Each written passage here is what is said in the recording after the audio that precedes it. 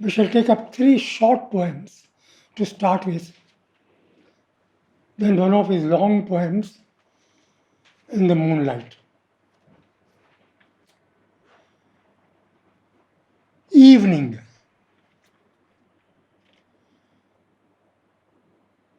A golden evening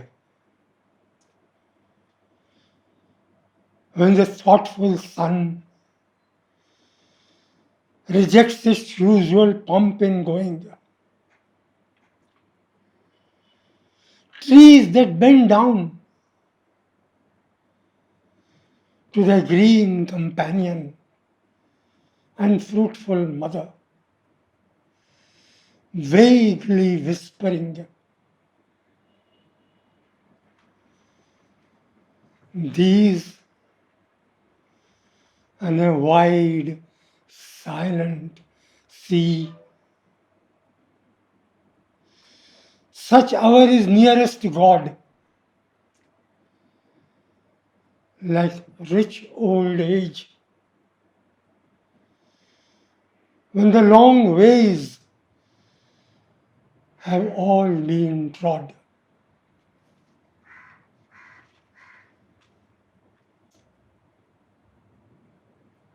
Revelation. Someone leaping from the rocks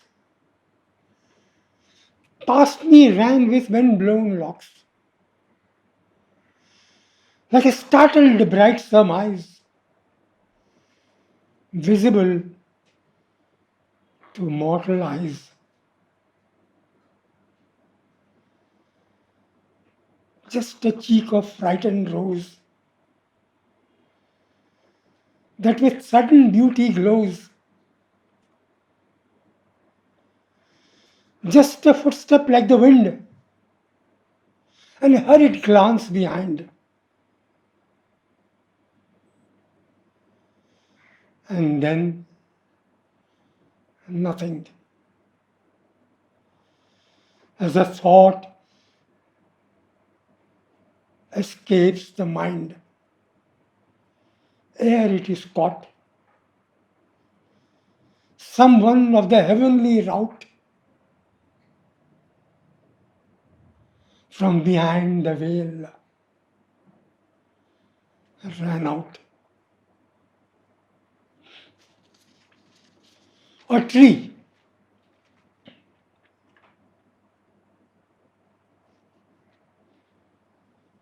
A tree beside the sandy river beach holds up its topmost boughs like fingers towards the skies they cannot reach. Earthbound, heaven amorous,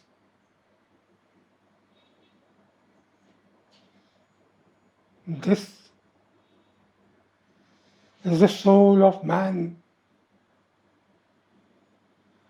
body and brain hungry for earth,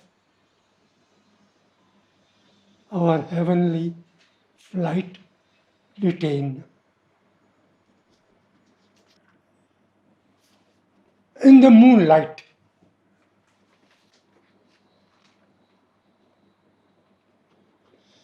now imagine a situation. There is a full moon light which is coming. It's totally silent.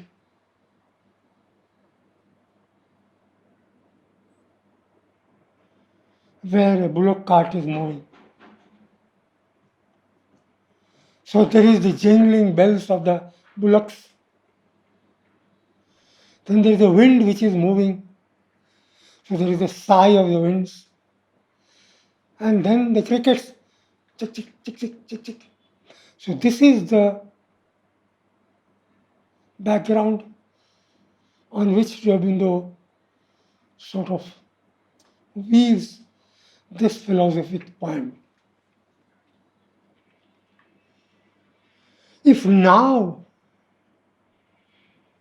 must pause the bullock's jingling tune, here let it be beneath the dreaming trees, supine and huge, that hang upon the breeze.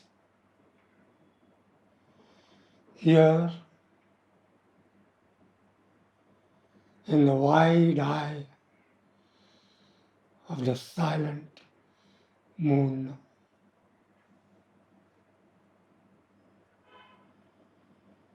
how living a stillness reigns. The night's hushed rules, all things obey, but three. The slow winds sigh among the leaves. The cricket's ceaseless cry. The frog's harsh discord and the ringing pools.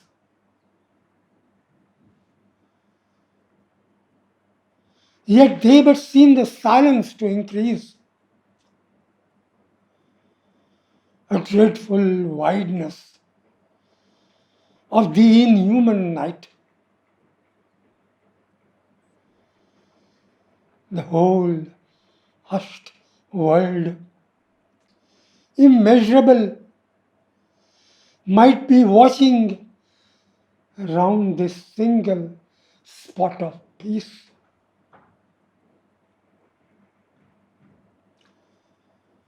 So boundless is the darkness, and so rife with thoughts of infinite reach, that it creates a dangerous sense of space and abrogates the wholesome littleness of human life. The common round that each of us must tread now seems a thing unreal. We forget the heavy yoke the world on us has set. The slave's vain labor, earning tasteless bread. Space hedges us, and time our hearts overtakes. Our bounded senses and our boundless thought strive through the centuries and are slowly brought back to the source whence their divergence wakes.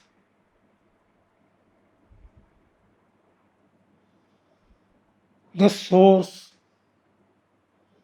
that none have traced, since none can know whether from heaven the eternal waters well through nature's matted locks as Ganges fell, or from some dismal nether darkness flow. Two genii in the dubious heart of man, two great unhappy foes together bound, wrestle and strive to win unhampered ground. They strive forever since the race began. One from his body, like a bridge of fire, mounts upward, azure winged, with eager eyes. One in his brain, deep mansioned, laboring lies, and clamps to earth the spirit's high desire. Here, in this moonlight, with strange visions rife, I seem to see their vast peripheries. Without me, in the somber, mighty trees, and hark, their silence turns the wheels of life. These are the middle and the first. Are they the last two? Has the duel then no close? Shall neither vanquish of the eternal foe, nor even at length this moonlight turn to day? Our age has made an idol of the brain. The last adored a purer presence. Yet in Asia, like a dove immaculate, he lurks deep brooding in the hearts of men. But Europe comes to us bright-eyed and shrill. A far delusion was that mounting fire, an impulse balked and an unjust desire. It fades as we ascend the human hill. She cries to us to labor in the light of common things, grow beautiful and wise on strong material food, nor vex our eyes with straining after visionary delight. Ah, beautiful and wise. But to what end?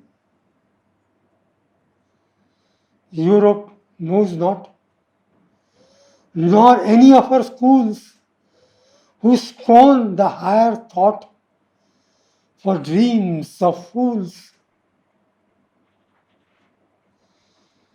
Riches and joy and power meanwhile are gained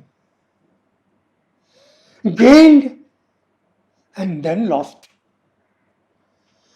For death, the heavy grip shall loosen, death shall cloud the laughing eye,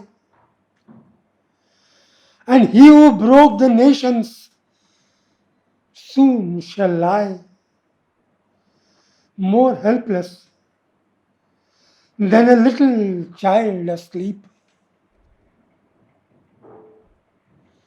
And after,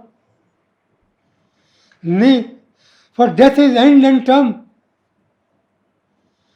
a fiery dragon through the centuries curled. He feeds upon the glories of the world.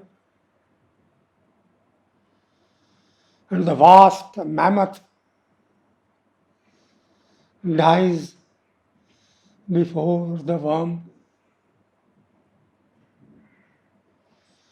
Stars run their cycle and are quenched. The suns born from the night are to the night returned. When the cold, tenebrous spaces have inurned the listless phantoms of the shining ones. From two dead worlds, a burning world arose, of which the late putrescent fruit is man. From chill, dark space, his role of life began, and shall again in icy quiet close. Our lives are but a transitory breath, mean pismires in the sad and dying age of a once glorious planet on the edge of bitter pain. We wait eternal death, watering the ages with our sweat and blood. We pant towards some vague ideal state, and by the effort, fiercer ills create, working by lasting evil, transient good. Insults and servitude we bear perforce. With profitable crimes, our souls we rack, vexing ourselves, lest earth our seed should lack. Who needs us not in our perpetual course? Then down into the earth descend and sleep forever. And the lives for which we toiled forget us, who, when they their turn have moiled, themselves forgotten, into silence creep.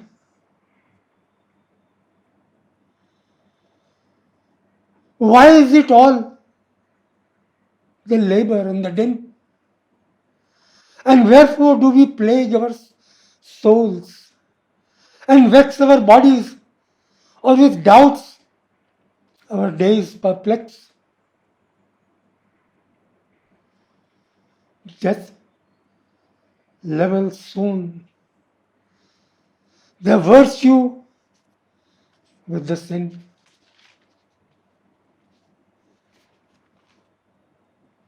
If death be end and close the useless strife, strive not at all, but take what ease you may, and make a golden glory of the day. Exhaust the little honey of your life.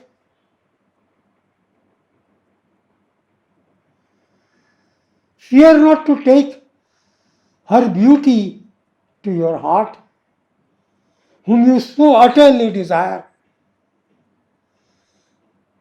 You do no hurt to any, For the inner you so cherished is a dream that shall depart.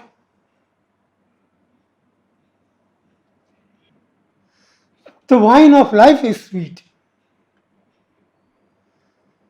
Let no man stint his longing or refuse one passionate hope. Why should we cabin in such infinite scope, restrict the issue of such golden mint? Society forbids it, for our sakes was fashioned. If it seek to fence around our joys and pleasures in such narrow bounds, it gives us little for the much it takes. Nor need we hearken to the gospel vein that bids men curb themselves to help mankind. We lose our little chance of bliss, then blind and silent lie forever. Who's the gain? What helps it us if so mankind be served? Ourselves are blotted out from joy and light, having no profit of the sunshine bright, while others reap the fruit our toils deserved. Oh, this new God who has replaced the old, he dies today, he dies tomorrow, dies at last forever, and the last sunrise shall have forgotten him, extinct and cold. But virtue to itself is joy enough. Yet, if to us sin tastes diviner, why should we not herd in Epicurus's sty, whom nature not made of a stoic stuff?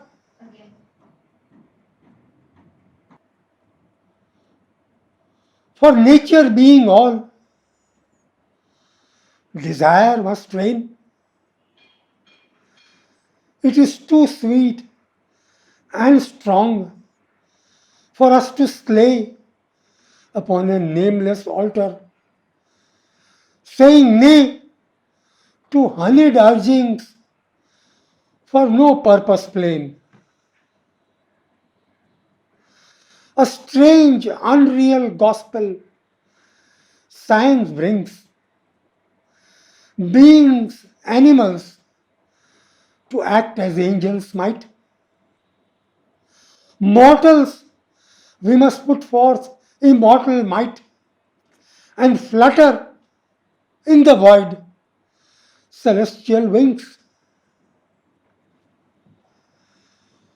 Ephemeral creatures for the future live, she bids us. Gather in for unborn men knowledge and joy, and forfeit nor complain the present, which alone is yours to give. Man's immortality she first denies, then assumes what she rejects. Made blind by sudden knowledge,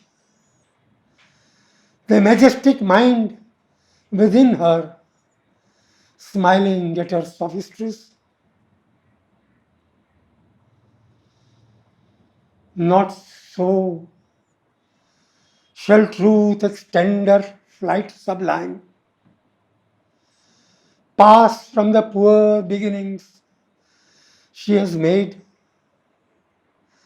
and with the splendor of her wings displayed, range through the boundaries of space and time. Clamber not down to her material finds. She shall go further.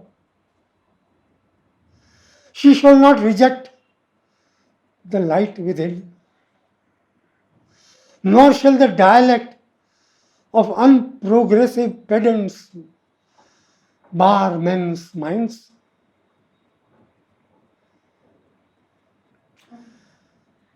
We seek the truth and will not pause nor fear. Truth we will have and not the sophists please. Animals we will take our groceries, or spirits heaven's celestial music here. The intellect is not all. A guide within awaits our question. He it was informed, the reason he surpasses, and unformed presages of his mightiness begin.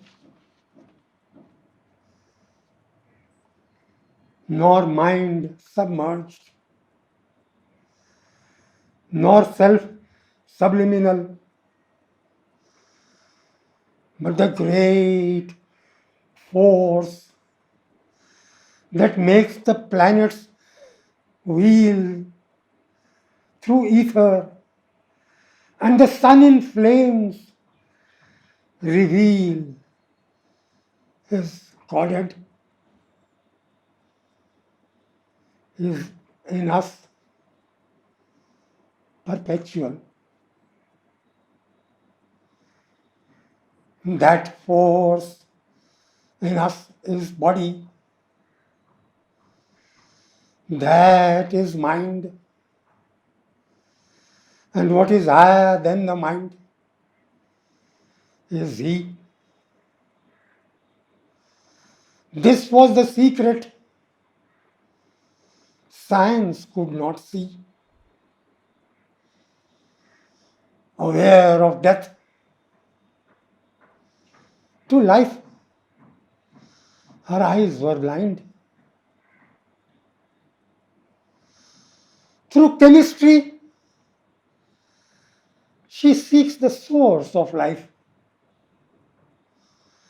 nor knows the mighty laws that she has found are nature's bylaws merely, meant to ground a grandiose freedom, building peace by strife. The organ for the thing itself he takes, the brain for mind, the body for the soul. Nor has she patience to explore the whole, but like a child, a hasty period makes. It is enough, she says. I have explored the whole of being. Nothing now remains but to put details in and count my gains. So she deceives herself, denies her Lord. Therefore, he manifests himself. Once more, the wonders of the secret world within, wrapped yet with an uncertain mist, begin to look from the thick curtain out. The door opens. Her days are numbered, and not long shall she be suffered to belittle thus man and restrain from his tempestuous uprising that immortal spirit strong.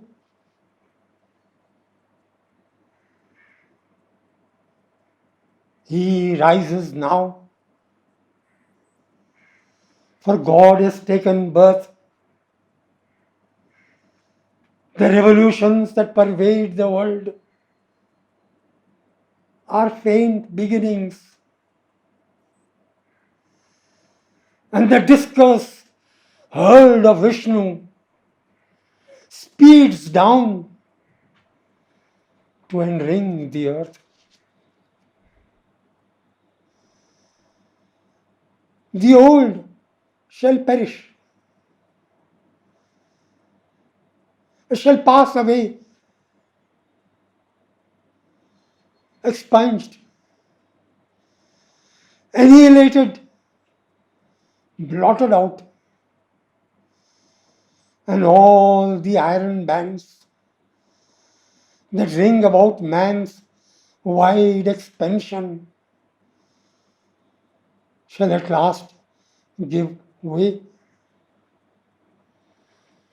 Freedom, God, immortality, the three are one and shall be realized at length. Love, wisdom, justice, joy, and utter strength gather into a pure felicity. It comes at last, the day foreseen of old. What John in Patmos saw, what Shelley dreamed, vision and vain imagination deemed. The city of delight, the age of gold. The iron age is ended. Only now the last fierce spasm of the dying past shall shake the nations. And when that is past, earth, washed of hills, shall raise a fairer brow. This is man's progress. For the iron age prepares the age of gold. What we call sin is but man's leavings, as from deep within the pilot guides him in his pilgrimage. He leaves behind the ill with strife and pain, because it clings and constantly returns, and in the fire of suffering fiercely burns. More sweetness to deserve, more strength to gain. He rises to the good with tightened wings, and this the reason of his high unease, because he came from the infinities to build immortality with mortal things. the body with increasing soul to fill, extend heaven's claim upon the toiling earth, and climb from death to a diviner birth, grasped and supported by immortal will.